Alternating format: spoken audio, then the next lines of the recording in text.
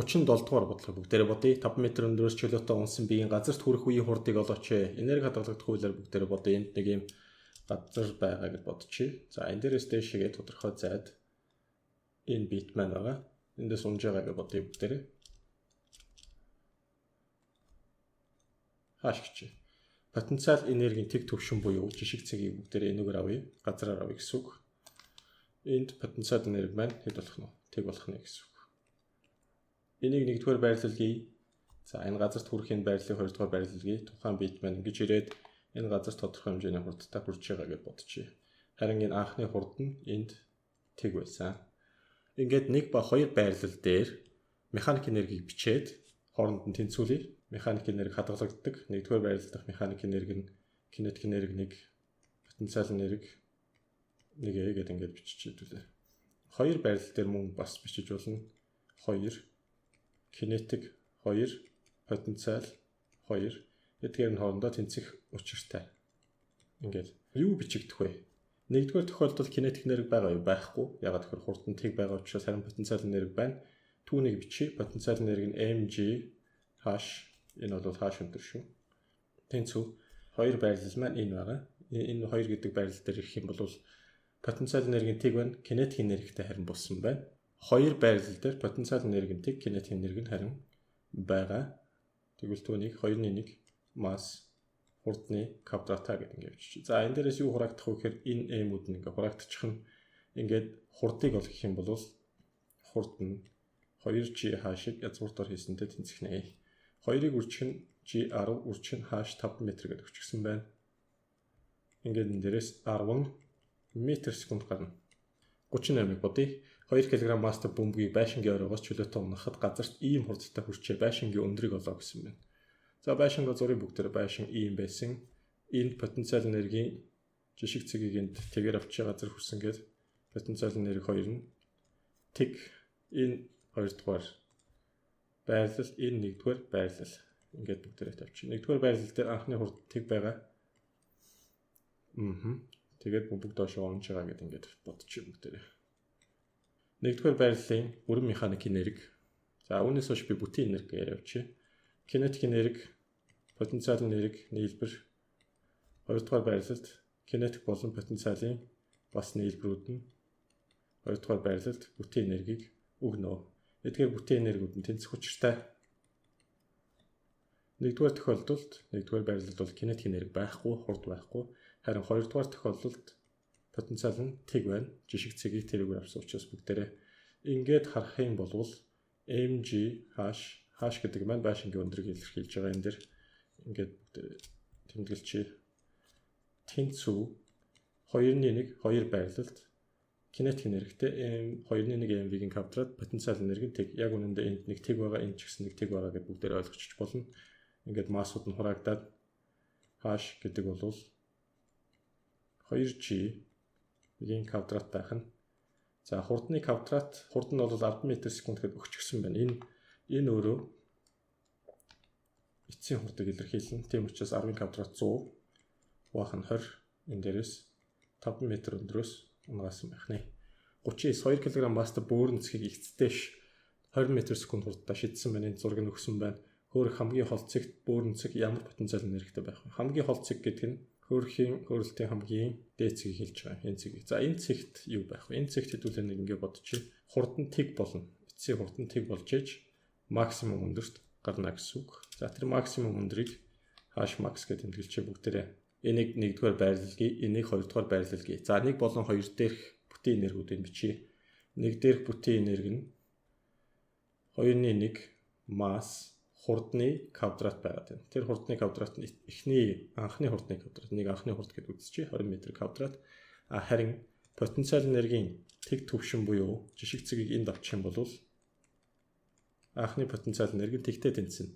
Нэмэх нь тэг гэсэн үг. 2 байрлал дээр очих юм бол 2-1 m хурдных нь квадрат нэмэх нь mg h max потенциал энергитэй байгаад байна. Гэтэл хин тэг вэ гэвэл энэ тэг яагаад вэ гэхээр эцсийн хурд нь тэг байгаа учраас. Ингээд e1-ийг e2-тай хэдүүлээ. Тэнцвүүлээ 2-1 масс анхны хурдны квадрат тэнцүү mg h max ямар потенциал энергитэй байх вэ буюу mg hash max-ыг олооч гэсэн. Тэр нь 2.1 mv квадратаар тэнцэх нь байна. Өөрөөр хэлбэл энэ маань өөрөө хөөх хамгийн өндөр цэгт буюу 2 байрлал дахь потенциал энерги. Тэр нь 2.1-ийг үржих нь масс, тэр нь 2 үржих нь 20 квадрат. Ингээд энэ хоёр хураагдаад нийтдээ 400 joule энергитэй байсан байж газраас 15 м өндөрт бөөрийн засгийн хурдыг тодорхойлооч гэсэн байна. За тэгвэл энд нэг ийм төлөө зураг л хий. Энэ дөрвөлжин дотор. Энд газар байгаа гэж бодчих. Газраас тодорхой өндөрт очисон өнөөх бит байна. Ийм өндөрт очисон гэж бодчих. Энд өөр ингэсэн тодорхой хурдтай байгаа. Мөн энэ доорч гэсэн өөр ингэсэн тодорхой хурдтай байгаа. Энэ хамгийн анхны хурд нь. Тэр нь. За энд бол ямар хурдтай байгаа гэхээр V0 гэдэг хурдтайгаа энэ тодорхой V гэдэг хурдтай байгаа. Харин энэ хоёрын хоорондох тэр өндөр бол hash тэнцүү 15 м юм байна гэж бүгдээр бодчих. За энийг 2 байрлалгий дахиад энийг дахиад 1 байрлалгий бүгдээр. 1 болон 2 байрлал дээр бүр механик энергиудыг хооронд нь бичээд тэнцвүүлэх хэрэгтэй. Ингээ 1-р байрлал дээр дахиад бодох юм бол энэ B гэж бодчих. 1-р байрлал дээр 2.1 m V0-ийн квадрат потенциал энерги тэг гэж үзчихье. 2.1 масс нь 2 анхны хурдны квадрат 400. Ингээд 400 joule энергитэй байгаа. Түрүүн бид энийг бол олсон. Тэгэхээр дахиад олчих яах вэ? Энэ 400 joule энергийн нэг хэсгийг нь юу руу шилжүүлсэн бэ гэхээр потенциал энерги шилжүүлсэн үлдсэн нь кинетик энерги хിവэрэ үлдэх нь байна. Тэгээд тэр хурдыг л бүгдээрээ тодорхойлох нь байна гэсэн. За хоёр байрлалд юу болсон бэ гэвэл хоёр байрлалд потенциал энерги байгаа mg hash m нь 2 g нь 10 20 hash нь 15 ингээ 300 нэмэх нь бас кинетик энерги байгаа хөдөлж байгаа учраас 2.1 mv-ийн квадрат 2.1-ийг үржих нь 2 1 гарна гэсэн v-ийн квадрат буюу хурдны квадрат тэр нь e нэгтэйгээ тэнцэх ёстой. Тэр нь цаад утгаараа 400 joule гарах ёстой гэсэн үг. Ингээд v квадрат гэдэг бол 400-аас 300 гэсаа 100 v гэдэг нь эндээс 10 м/секунд гарах нэ. 40-р бодлого 4 кг мастер бөөрийн цэгийг ихцтэй ийм анхны хурдтай шийдсэн байна. Ямар өндөр түүний потенциал энерги кинетик энергитэй тэнцүү байх вэ? Хэдүүлээ зуръя л да. Нэг ингээд доороос шийдсэн ийм өндөр кинетик энергийн потенциал энергитэйгээ тэнцчихлээ гэж бодъё. Ингээд энэ бол анхны хурд нь тэр тодорхой өндөрт гарч ирээд тодорхой хурдтай болсон энийг V гэж энийг V0 гэж 4 кг масстай V0 нь 40 м/секундтэй гээд өгчихсэн байна аль хэдийн. За энийг 2 байрлалгий, энийг 1 байрлалгий цөмөрөө 1 байрлал дахь бүрэн механик энерги кинетиктэй нэмэх нь потенциал бий бичихгүй дахиад шууд бичих явчих 2.1-ийг үржих нь масс V0-ийн квадрат нэмэх нь тэг яагаад газрыг бүгдээрээ жижиг цэгээр тооцож байгаа учраас хоёр дээр хэн байх вэ гэвэл хоёр дээр 2 энерги байна хоёулаа байгаад байна. Тэгэхээр 2.1 m v-ийн квадрат нэмэх нь mg hash ямар өндөрт гараад эдгээр кинетик болон потенциал энергиуд нь хоорондоо тэнцүү байх вэ гэж. Тэгэхээр энэ хоёр хоорондоо тэнцүү гэсэн үг. 2.1 mv квадрат нь цаад утгаараа mg hash-тай тэнцүү. Энэ бас нэг нууц mg hash гэсэн үг. Нийтдээ 2 mg hash болох нь байна тэгвэл ингээд тэгштгэл маань 2.1 mv0-ийн квадрат 2 mg hash болсон. Энэ дээрээс m-үүд нь хураагдчихээн. Hash-ыг бүгдээр олгож байгаа. v0-ийн квадратыг 2-т хуваач шууд. 1600 2 туга 800 гарна гэсэн үг. 800 2-ыг үрчин g маань 10 үрчин hash гэдэг бол 800 хуваах нь 20 л гэсэн үг. Ингээд 40 м өндөрт эдгээр хоёр энерги нь хоорондоо ижил утгатай байх нэ. 41-р бодлого 2 кг масстай тайрц 45 м өндөр гөлгөр довны оргоос гулсан довны ингэрт хүрэхэд тайрцсан хурд ямар байх вэ? 1 2 гэж байгаа дахиад бичиж болно. Дахиад бичих юм бол ийм дүгнэлт гарч ирнэ. Нэг дээр ямар энергитэй байсан? mg hash потенциал энергитэй байсан. Кинетикийн тэг учраас бичихгүй. Энийг бүгднгийн кинетик энерги рүү шилжүүлсэн. 2 гэдэг байрлал дээр. Тийм учраас 2.1 mv-ийн квадрат. Өөрөөр хэлбэл тэр mg hash гэсэн потенциал энерги маань бүтэн энерги болох нь. Энэ бүтэн энерги маань довны ингэрт хүрэхэд бүхлээрээ хаашаа шилжих вэ гэхээр хөдөлгөөн рүү буюу кинетик энерги рүү бүхлээрээ шилжих нь байна. Өөрийнхөө нүрийг хувиргачих нь байна гэсэн үг. Тэр утгаараа массууд нь хураагдаад 2G хааш язгуурдаар хийгээд бүгдээр энэ дээрээс олон 2-ыг үржих G 10 гарав G хааш 45 ингээ хэд гарч байна. Энэ дээрээс 930 м/сек гарч байна. 42 дахь бодлогыг бодъё. Зурагт үзүүлсэн төхөөрөгийг чөлөөтэй орхивол К чаны газар төрөх үеийн хурд ямар байх вэ? Эдгээр биеүүдийн одоо массуудыг нийтлэхэн ингээд үзэж байгаад бодъё бүгдээрээ. Ингээд бие болгонд үйлчилж байгаа хүчнүүдийг зуръя. И шигээ Т хүч байх нь ойлгомжтой. И шигээ юу байх вэ? N вэ? И шигээ нэг хүч вэ? И шигээ дахиад нэг хүч вэ? Энэ хоёр хүч чинь хүндийн хүчнээс үүдэлтэй. Хүндийн хүчний байгуулагчид гэдгийг бид нар мэдж байгаа.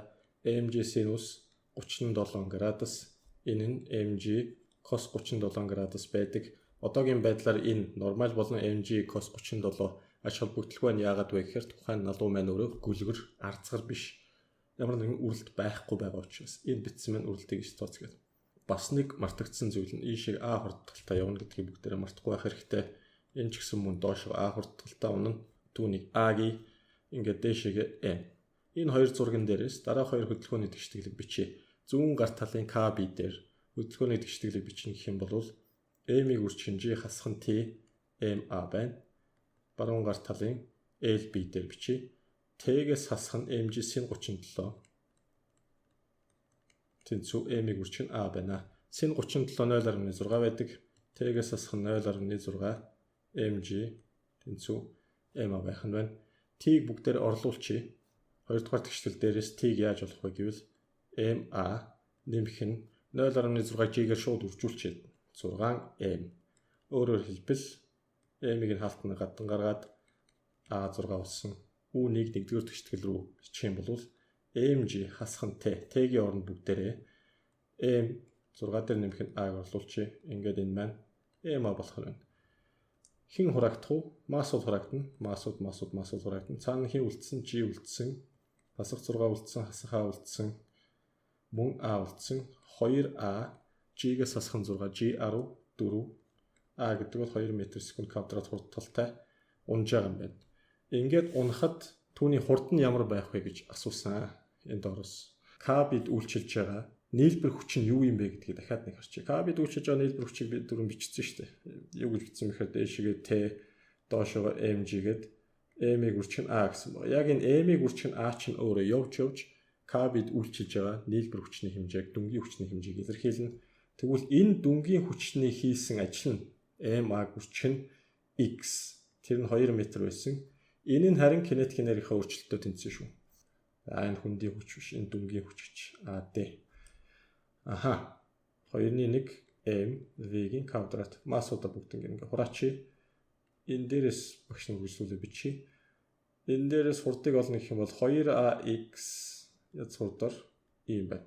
2-ыг үржих нь A, сая олсон 2, үржих нь X 2. Ингээд эдгээрийг бүгднгийн язгуурдаар хийчих юм бол язгуурдаар 8 буюу хурд нь 2 язгуурдаар 2 м/сек болох нэ. Окей.